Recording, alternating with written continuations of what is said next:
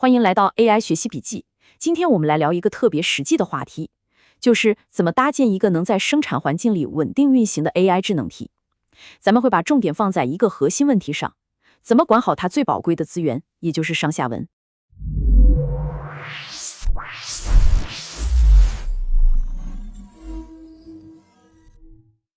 我相信只要你动手搭過 AI 智能體就肯定碰到过这种情况。刚開始用的時候，哇，簡直完美。可多聊幾輪之後呢，它就開始掉鏈子，性能越來越差，甚至把最開始的指令都給忘了。這其實不是模型不行，根子出在上下文管理上。好，那今天我們就來把這個問題掰開揉碎了講。我們會先看看這個常見的失敗模式到底是怎麼回事兒。然後呢，我們會拆解一個非常強大的架構藍圖，看看它的幾個關鍵部分是怎麼工作的，包括任務編排、沙箱執行，還有特別重要的智能歷史渲染。我們先來看第一部分，這個無聲的失敗。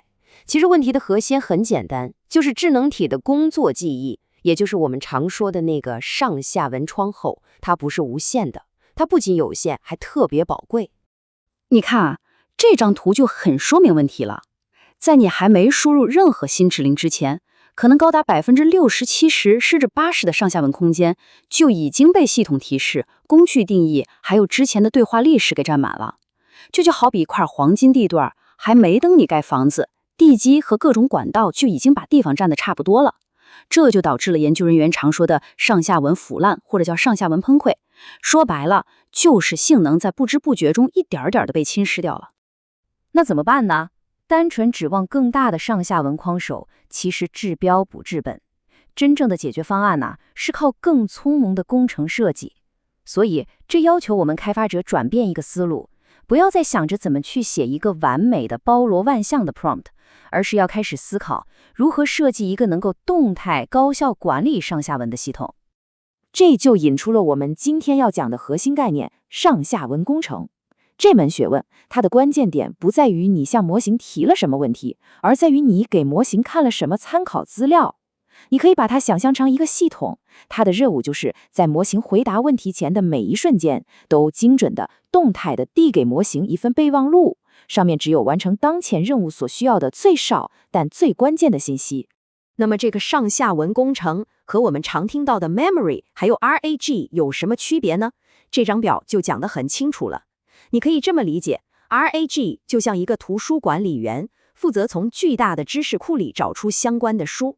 Memory 呢，就像長期記憶，幫你記住以前發生過的重要事情。而上下文工程，它才是那個最終的決策者，是守在模型入口的看門人。它決定了在當下這一刻，從 RAG 找來的信息，從 Memory 裡調出的記憶，到底哪些東西能被放進上下文框，讓模型看到。好，理論說完了，我們來看一個具體的藍圖。這張圖來自一篇叫 CDAR 的論文，它非常清晰地展示了一個現代化的智能體工作流，我們就拿它當做我們的分析範本。你注意看，這裡面有幾個特別關鍵的部分：結構化的輸入，一個中心編排器，幾個各司其職的子智能體，還有一個專門處理歷史記錄的模塊。我們先來聊聊這個系統的大腦，也就是編排器和結構化輸入輸出。這個編排器智能體它的工作很有意思，它自己不動手幹活，更像一個項目經理或者交通警察。它的唯一職責就是根據當前的情況決定下一步該幹什麼，然後把任務分派給最合適的人。比如說，現在是該寫個計劃呢，還是該動手寫代碼，或者是任務已經完成了，他就做這個決策和分發。那他是怎麼分發任務的呢？靠的就是這個結構化的 JSON。你看，它輸出的不是模棱兩可的自然語言，而是一種嚴格定義的、機器可以精確解析的工具調用指令。這樣做的好處是顯而易見的，它完全消除了歧義。無論是負責寫代碼的子智能體，還是負責寫文檔的，收到的指令都非常清晰明確，知道自己該幹什麼。好，那麼現在編排器已經把一個寫代碼的任務交給了代碼智能體。下一個問題就是，這些代碼生成之後，我們怎麼才能安全又高效地去執行它呢？答案就是用一個容器化的運行時，比如說 Docker，這做首先當然是為了安全，把代碼關在一個沙箱裡，防止它搞出什麼意外。但从咱們上下文工程的角度看，它還有一个更重要的好處，那就是原始數據根本不用離開本地。你想想看，一個幾百兆的數據集如果塞進上下文，那簡直是災難。現在呢，代碼在沙箱裡直接處理本地數據，最後只把一個精簡的結果，比如聚合後的統計數據或者一條錯誤信息返回給智能體。這本身就是一種非常有效的上下文隔離技術。那如果工具的輸出本身就非常大呢？比如一個好幾百兆的服務器日誌文件，這時候就可以用一種叫做內存指針的模式。這個想法很簡單，不要把整個文件內容都塞進上下文裡，而是先把這個大文件存到某個地方，然後只在上下文裡放一個很小的指針，告訴智能體，嘿，你要的東西在那個叫 Logs Payment Service 的地方。這就像我們發郵件不直接發大附件，而是發一個網盤鏈接一樣。這種方法的效果有多驚人呢？我們看個數字。IBM 有個研究就發現，一個材料科學的工作流，在沒有用指針模式的時候，跑了足足2000萬個 token， 最後還失敗了。但用了這種模式之後呢，你猜用了多少？1200多個 token 就成功了。這差別簡直是天壤之別。OK， 到這裡我們解決了工具輸出太大的問題，但是別忘了，還有一個更大的上下文消耗來源。那就是整個對話歷史本身。你想想，一輪一輪的對話生成的文本、代碼塊、運行結果，這些東西堆積起來，才是真正讓上下文爆炸的元兇。就像這篇研究論文裡說的，現在智能體失敗，絕大多數都不是模型能力不行，而是上下文管理出了問題。所以我們必須得找到一種聰明的方法來處理這些歷史記錄，確保我們始終不會超出那個寶貴的上下文預算。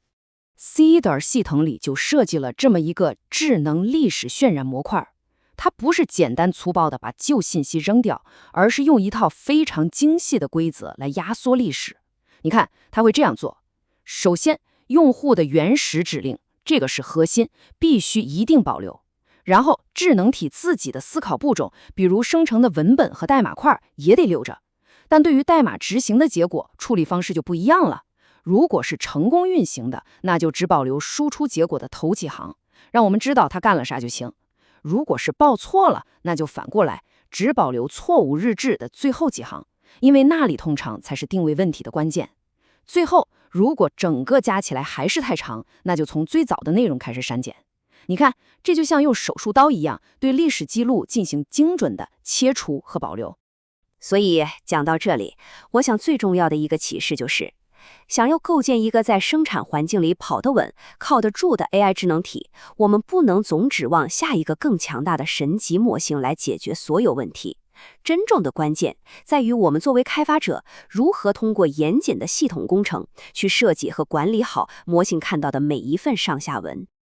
這就給我們留下了一個值得思考的問題：也許 AI 未來的發展方向，並不僅僅是訓練一個更大、更全能的單一模型，而是去構建一個由許多更小、更專業的智能體組成的、被精心編排的系統，一個真正懂得如何利用和管理上下文的系統。你說呢？